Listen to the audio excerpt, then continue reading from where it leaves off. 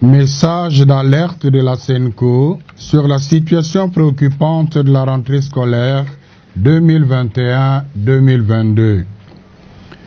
La mise en œuvre de la gratuité de l'enseignement de base, intervenue en septembre 2019, est appréciée globalement comme une réforme courageuse qui est venue mettre fin à l'exclusion du milieu scolaire des enfants issus de familles peinantes financièrement.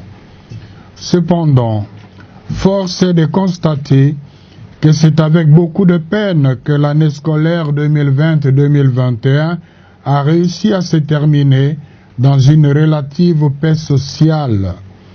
Suite à la pandémie de Covid-19, la prise de mesures sanitaires fortes et contraignantes a perturbé le calendrier scolaire et le fonctionnement normal des écoles.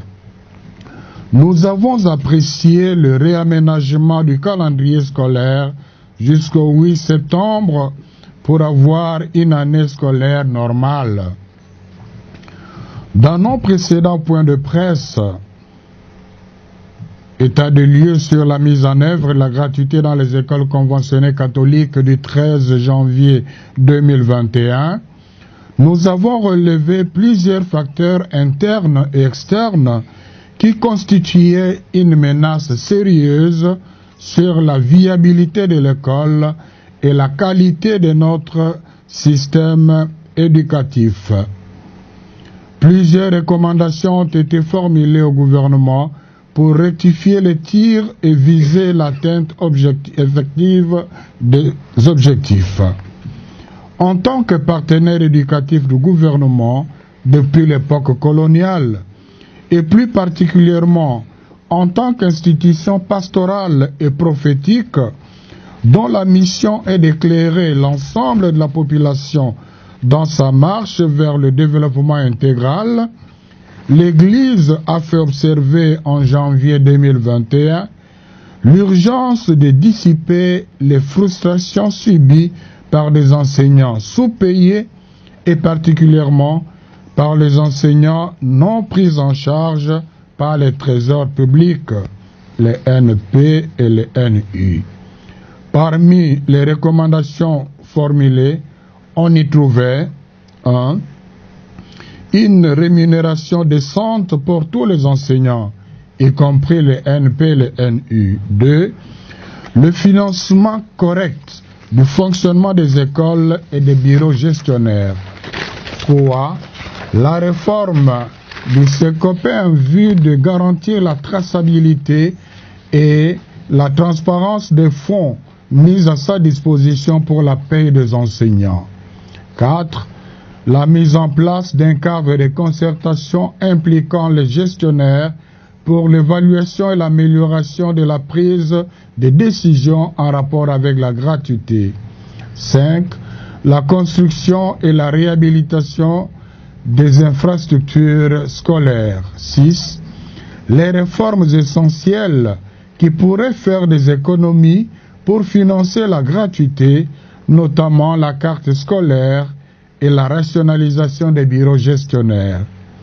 Par contre, jusqu'au moment de la rentrée scolaire 2021-2022, en ce mois d'octobre, la SENCO a constaté qu'aucune de ces recommandations n'a été suffisamment prise en compte par le gouvernement.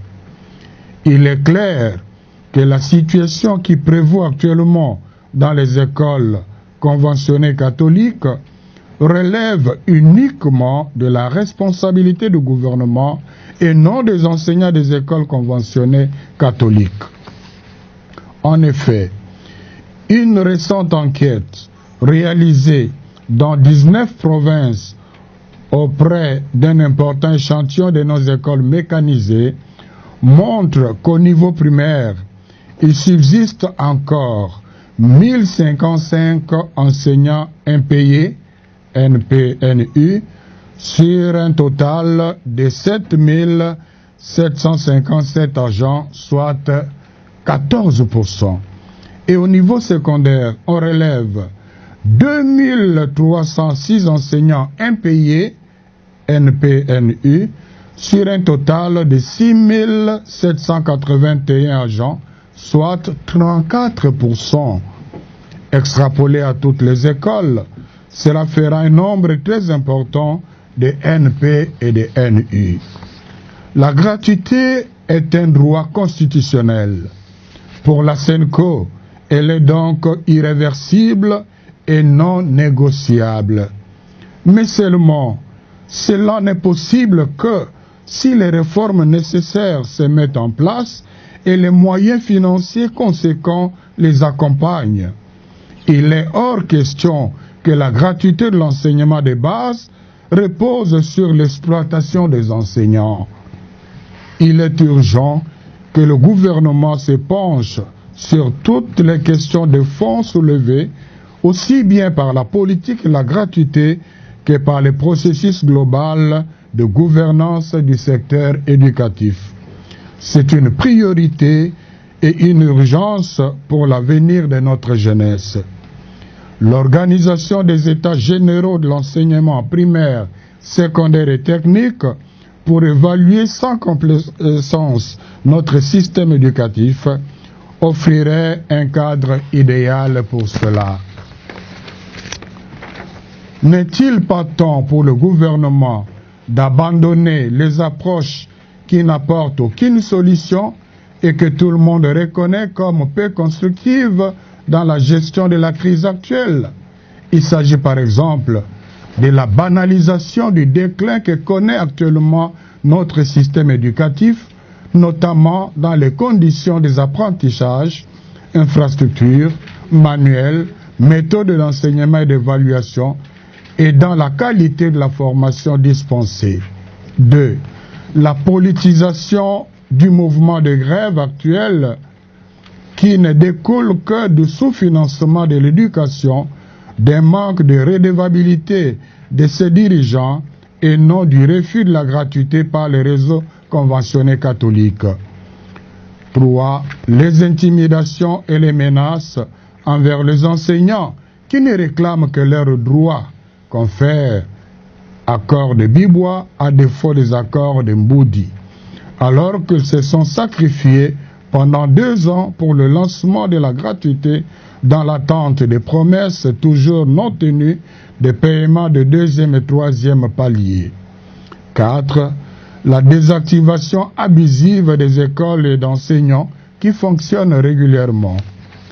Quoi qu'il en soit, la SENCO réitère sa disponibilité à accompagner la mise en œuvre effective et réaliste de la gratuité de l'enseignement de base, pour autant que le gouvernement soit ouvert à une collaboration sincère.